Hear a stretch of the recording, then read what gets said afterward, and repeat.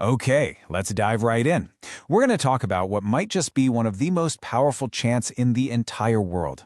It's this incredible sequence of ancient sounds that, well, it's said to hold the key to conquering our absolute deepest fears.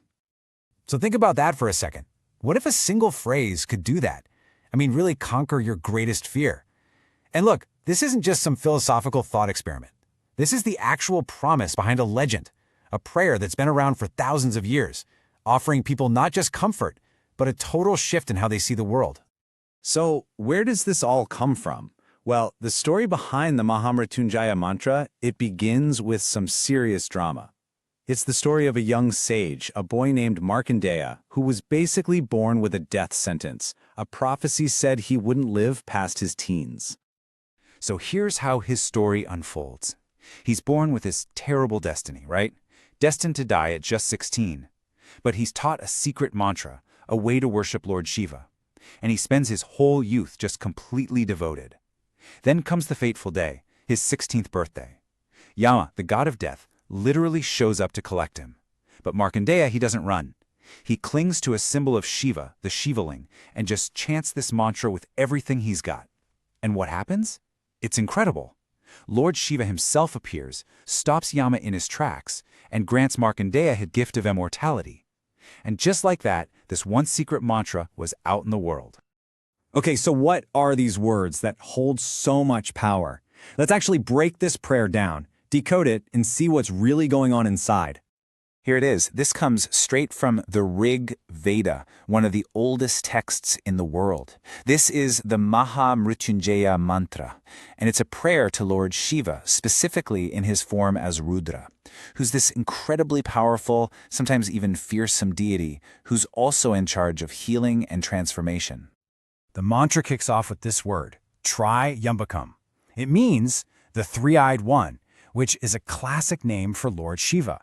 But we're not talking about three literal eyes here. It's a symbol, right? It represents this total awareness of everything, past, present, and future. And crucially, the power to see through all the illusions of life. Okay, next up is Pushti Vardhanam. This basically means the one who nourishes. And again, it's not just about food and water. This is talking about a divine force that sustains and strengthens all life. It's about health, yeah, but also vitality and even our spiritual growth. But honestly, the most amazing part of this whole mantra, the part that really unlocks what it's all about, it's a metaphor. And it's so simple, so beautiful, and it comes straight from nature.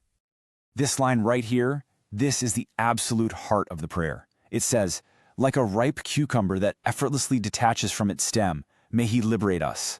Just picture that, a cucumber on a vine. When it's ripe, you don't have to rip it off. It just lets go, naturally, easily. That's what the prayer is asking for. Not a violent fight against death, but a peaceful, natural release from all the things that tie us down, our attachments, our fears.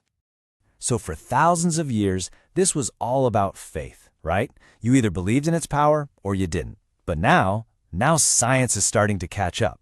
Researchers are actually looking into the physical, measurable effects that this ancient sound has on our bodies. And that's the big question, isn't it? Can an ancient sound, just a bunch of syllables, really have a physical effect on you? Can it change your body's chemistry?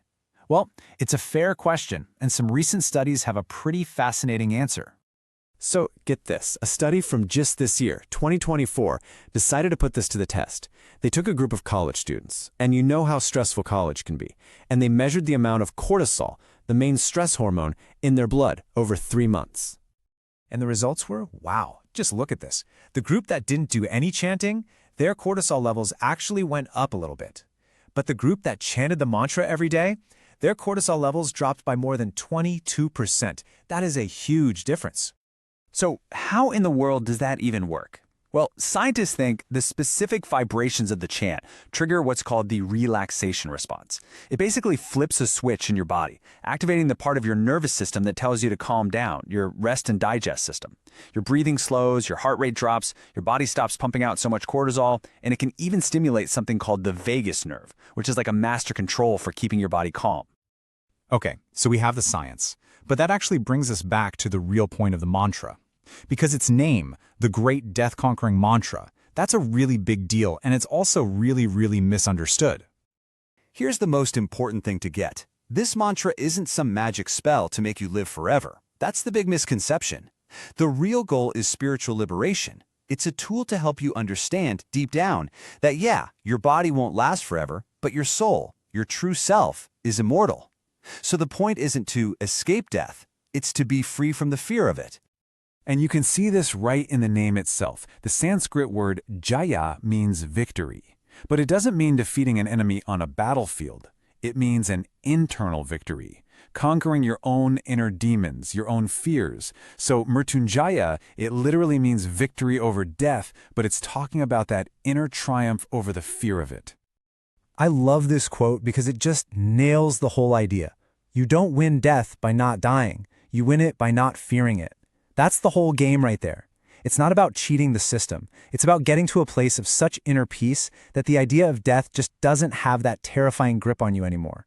That is real victory. So what does that mean for us today? It means the power of this ancient sound isn't just about that one big fear at the end. It's about all the little deaths we face every day, right? The fear of failure, the fear of change, the fear of just not knowing what's next.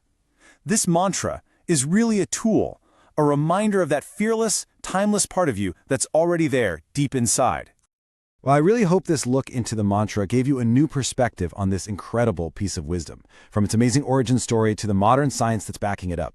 If you're into explainers that dive deep into complex ideas like this, definitely subscribe to our channel. We'd love to have you.